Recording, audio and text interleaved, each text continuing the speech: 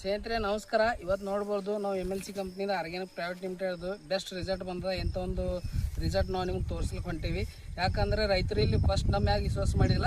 ನಾವು ಫಸ್ಟ್ ಇಲ್ಲಿ ಬಂದಾಗ ವಿಶ್ವಾಸ ಮಾಡಿ ಒಂದೇ ಸಲ ನೀವು 1 ಎಕರೆ ಅಥವಾ ಒಂದು ಅರ್ಧ ಎಕರೆ ಮಾಡಿ ನೋಡಿ ಅಂತ ಹೇಳಿದಾಗ ಅವ್ರು ಮಾಡ್ಯಾರ ನಮ್ಮ ಮ್ಯಾಗ ವಿಶ್ವಾಸ ಇಟ್ಟು ಅಂತ ರೈತರು ನಾನು ನಿಮ್ಗೆ ಭೇಟಿ ಮಾಡಿಸ್ತೀನಿ. ಬರ್ರಿ ಸ್ನೇಹಿತರೆ ನೋಡೋಣ. ಸರ್ ನಮಸ್ಕಾರ ರೀ. ಸರ್ ನಿಮ್ಮ ಹೆಸರು ಬಾಬುರು. ಸರ್ ಯಾವ್ದು? ಹುಲ್ಸೂರ ಅಂದರೆ ಕಲ್ಯಾಣ ತಾಲೂಕಾ? ಹಾಂ ರೈಟ್ ಸರ್. ಸರ್ ಇದಕ್ಕೆ ಬೀಜೋಪಚಾರ ಕೊಟ್ಟಿದ್ದೇವಲ್ಲ ನಾವು, ಬರೀ ಬೀಜೋಪಚಾರ ಮಾಡೇ ಬಿತ್ತಿದಲ್ಲ ಎಣ್ಣೆ ಇದು? ಹಾಂ ಎಣ್ಣೆ.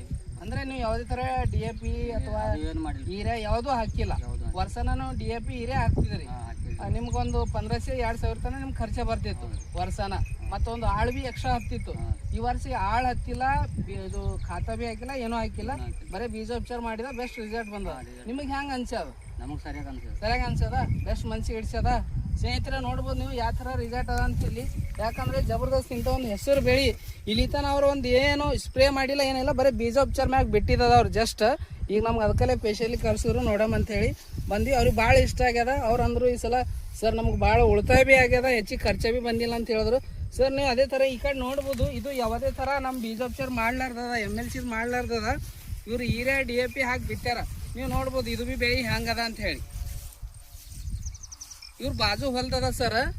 ಯಾಕಂದರೆ ಇವರು ಬೀಜೋಪಚಾರ ಮಾಡಿಬಿಡ್ತಾರೆ, ಇವ್ರು ಮಾಡಿಲ್ಲ. ಅವರು ಕೇಳಿದ್ರಂತ ಸರ್ ನಮ್ಕಿನ್ನ ನಿಮ್ಮ ಬೆಳೆ ಗ್ರೋತ್ ಆಗ್ಯದ, ಏನು ಹಚ್ಚಿರ ಅಂತ ಕೇಳಿದಾಗ ಹೇಳ್ಯಾರ ಅವರು.